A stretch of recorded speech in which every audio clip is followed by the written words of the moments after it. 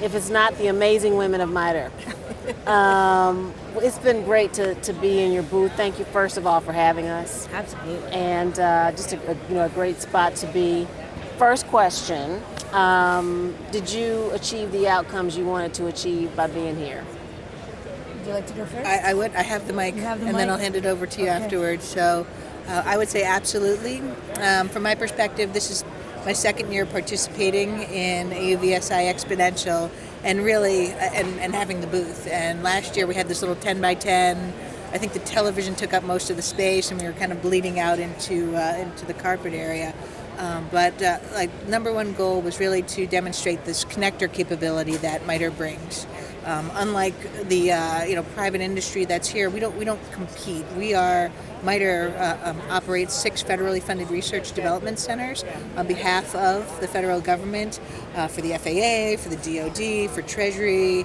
And so to be able to take that experience that we have and that engagement and that awareness of what the priorities are and the challenges, and to connect and understand that with all of the available solutions that are up and coming is just fantastic. And we got to, no kidding, operationalize that with the booth this year. But I'll tell you more about that later. So That's great. Yeah, long answer to the question.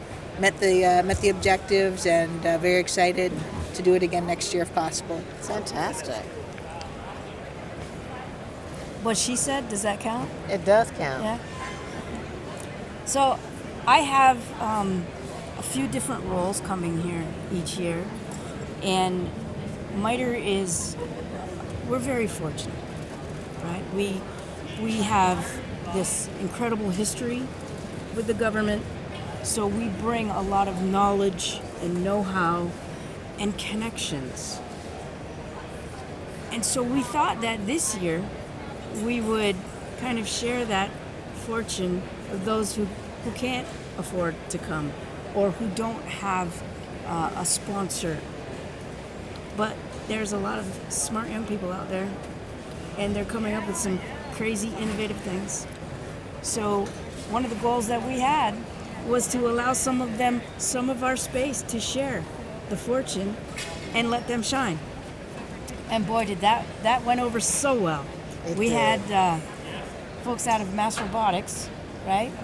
And they were exceptional people with a great product, and they got prime real estate to be able to tell their story and to be able to just engage with other like-minded people where they might not have had that opportunity any other time.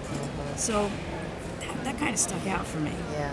The opportunity to give and share. Right. That's awesome. I mean, and thank you for the vision for that. As a startup, we appreciate it, and it also gives you, you got a big brand behind, your name. And, oh, you're where?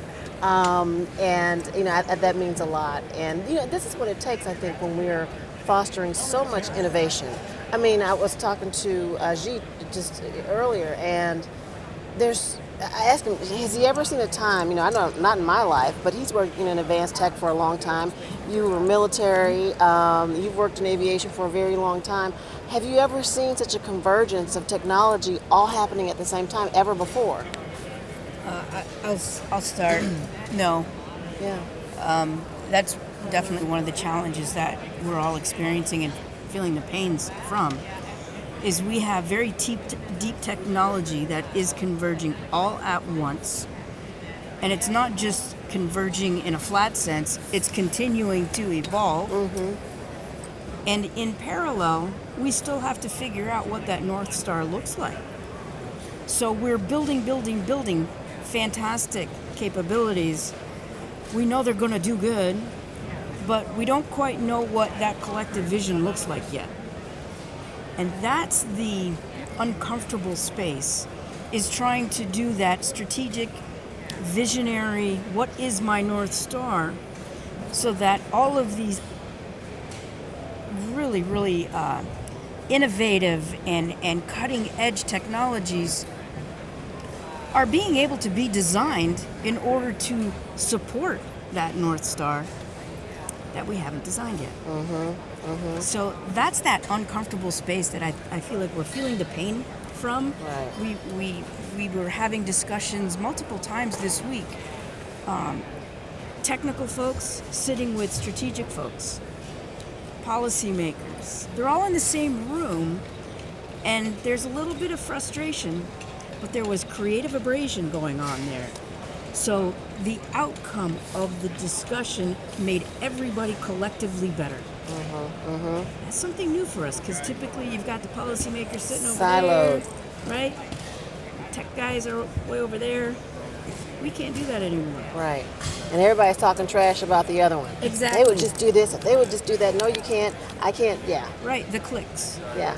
The clicks. But now we've seen this whole push on diversity, inclusion, equality. There are so many different ways to define that.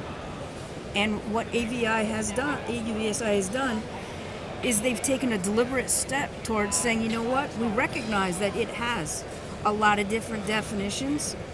We're going to get out in front. We're going to lead from the front.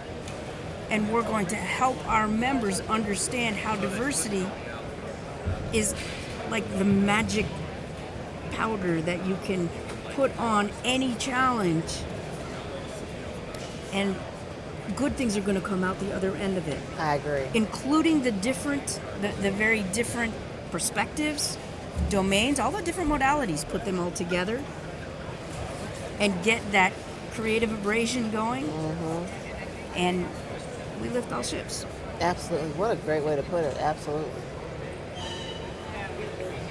And to build off that, and through the lens of Mitre and our awareness of the challenges of companies who want to engage, who want to contract with the federal government, compound not just the barrier that needs to be, reduced between policy and the vendors, but also that barrier of entry to be able to access opportunities.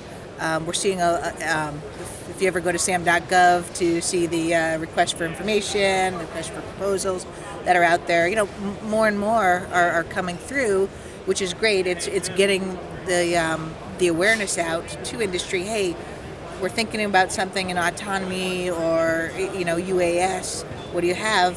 Give us your ideas. And then there's that next level where you really want to know what can I bid on? What can I compete on? What contracts are available?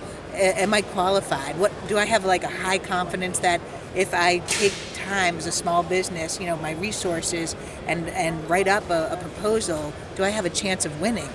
And so from that perspective, and what we've seen across a lot of our federal sponsors, there's the traditional, federal acquisition regulation, FAR. But then there's also the non-FAR contracting solutions, and super excited to see here, we had DIU, we had AFWorks, we had SpaceWorks was here too, right? I mean, SpaceWorks showed up, you guys. Right. So these are the federal agents who are starting to deconstruct in an acquisition strategy, not to bore you with, federal acquisition, but it's not, hey, let's just go out and get a company. You need to figure out your contracting strategy. Right. You need to figure out your dollars, where are they coming from, and bring that all together. And oh, by the way, compound with exactly what you were talking about, policy and accessibility. Right. So, yep.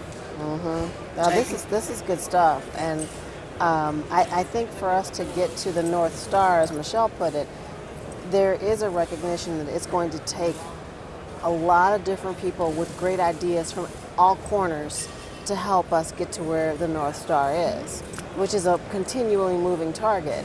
And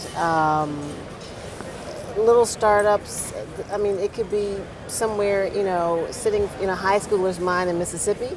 It could be, a large defense contractor. I mean, and or it's those two coming together.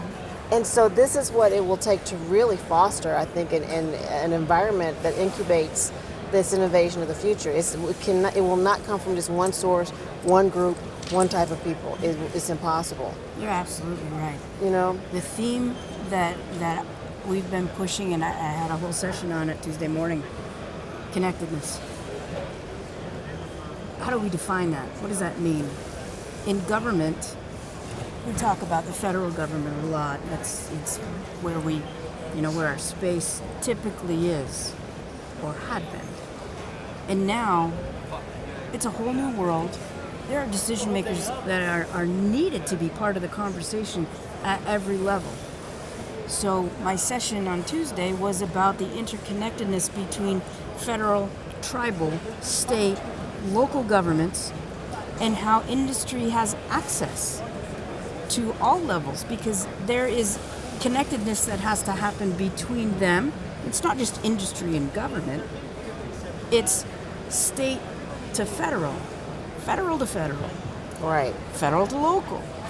Right. They all need to be in sync, and there are various levels of decision making that has to happen.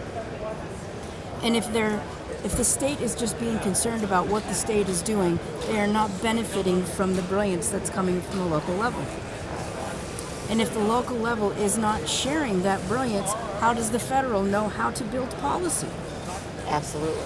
So we're seeing this whole realization that it takes a village, and the village consists of all different levels of government, and it includes industry. Mm-hmm. Everybody be in the conversation. Mm-hmm. Absolutely it does. Absolutely it does. Well, the other question is, seeing some more folks that we know, what did you see at this year's show that really stood out for you? Where you're just like, whoa, I didn't expect that. I loved the all the capability and how much it has progressed from last year in Atlanta to now. Hey, we're going to be working on this, to holy cow, did you see that prototype that they have over there? Yeah. And once you get to see that physical, we flew this, and again, Target Arm, right? We got to see Target Arm, right next to us every day. Like, they've got it. They're doing it. Right. It is actually happening. The prototypes, you go from rapid prototyping into rapid fielding. That production mode, S-curve, and in the startup world, right? So I feel like the industry's kind of getting to that tipping point where once all of the stakeholders get together and realize, yep, we can do the policies, we can do the contracts, they'll buy. The numbers will come in. They're not there yet. It's a lot of onesie twosies, still trying to chew on, the manufacturing solutions, because I think a lot of them are using the labs, the garages to do the one-offs. But what happens when they go into full production mode and they get the order for 100 drones? Mm-hmm. I think we're on that cusp, and whatever Mitre can do to enable that to move forward, and anytime we can spread the word, Right. I think that will be important. So to me, that's what jumped out, is that closeness on the S-curve to that really sharp rise over run. Right. Or is it run over rise? Run over rise. Stairs. What stood out for me, a couple of things. The massive turnout for law enforcement. Yes. That was incredible. They ran pretty much the entire day on Monday. Very good conversations. These folks know what they're talking about. Being able to engage at the federal level to understand what the federal government is trying to do to get capability down into the state and local government law enforcement levels, I think that was invaluable to them. Another thing that kind of made me stop and in amazement were the audience members here who are, they don't have anything to do with drones. They're not a drone business. They're not an operator, a manufacturer. They are people who are feeling their lives touched and are so curious that they came here. Mm-hmm. They paid the registration. Their desire to learn was strong enough. Whatever was touching them was influential enough that they made that deliberate effort to come here. What does that tell me? That the reach of the autonomy community is, we're busting out of our own community seams. Right. And we're starting to to propagate. And that's like the first step towards becoming organic, right? So between the new communities that are building up inside of the typical AUVSI membership and the new influx, and having the kids over there doing the drone racing, that was fantastic. The focus on STEM, the realization that while we talk about educating the kids have their own support village. And if we're not remembering to address them and include them as well, once those kids leave us, they're basically forgotten. Yeah. We need to educate their support team, their village, so that again we're raising all ships. There's so much good stuff going on here, Bronwyn. It is. I mean, I saw a lot in the way of a lot of new drone companies and manufacturers, and I mean there were so many. It was hard to get to them all. Different size drones, heavy lift for cargo drones, advanced air mobility vehicles, for passenger taxis and such. I even saw a company out of Oklahoma that is doing race car flying vehicles. And I was like, racing ones rather, right, than race car. And I was like, wow. So it's like I think about Star Wars and when they're in their little vehicles, flying through, but we'll be basically in the sky doing, racing in the sky with a driver in there, or a pilot rather. Yeah. And so I saw another company that's doing drones that have like a mothership with the little drone, with drones coming out of them to do surveillance or inspection, and they can morph into a marine base back to aerial. We saw companies that are doing more military grade drones with tractors on them that can cover both ground, they can move on the ground and then go back to flight. The autonomous trucks, I mean, we're just seeing a lot. And I think each year, I think we're going to leapfrog. I think Moore's Law we're going to be leapfrogging that big time. I think technology is going to be doubling almost every year now when you think about it. Agreed. So. And I think you just hit on something that's super important. We are starting to blend the modalities. So, for example, we know that space launch is becoming more and more of a thing. So let's say, for example, that there's a launch to low Earth orbit. Everything in that, what they're calling a hazard area, is touched by it. The UAS operating in that area, the ships that might be coming in and out of the harbor, the trains going through that area. We all are interconnected. Yeah. So while we are having this massive conference that, like, for my focus is air, I know that I do my sponsors, my friends, a disservice if I'm not also considering the risks that are affecting the other modalities. Yeah. We need to start thinking about this holistically, and I think that message is starting to be heard. And it's through discussions like what we have here, where the different people are coming in and they're starting to talk about how they their lens. Right. And we start to resonate, all of us. And then we can make some differences, right? We can make some changes. We can try and relieve some of the pressure here to still be successful there. But we have to talk to do it. And I think, on that point, when I think about multimodality, multi-technology, I think about the Transformers, the movie or the cartoon, where something transformed from a vehicle to something, to a robot. What's to say that the future doesn't look like something that does have this multiple capability that can transform into different things to meet the needs of that moment? That's autonomous.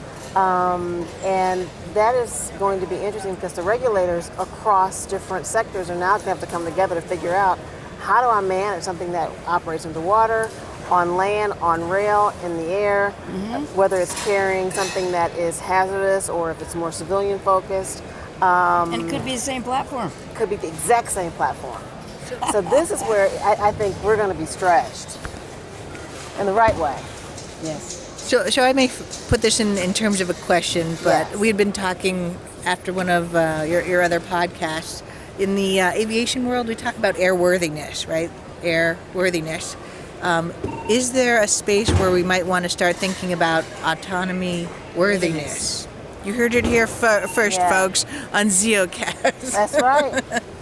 And maybe to start bringing in all of the different perspectives to say, what is airworthiness with respect to an air platform or a ground or a multimodality, and to start thinking through that, because would that in turn start driving the standards, the Right. the plug and play. Right. And the lights are going out on us. I don't know if you can see that. Okay. Well, I will say this has been a stimulating conversation. I'd love to do more of this. But thank you all. I'm so glad that you've had a good show. I know we've had one.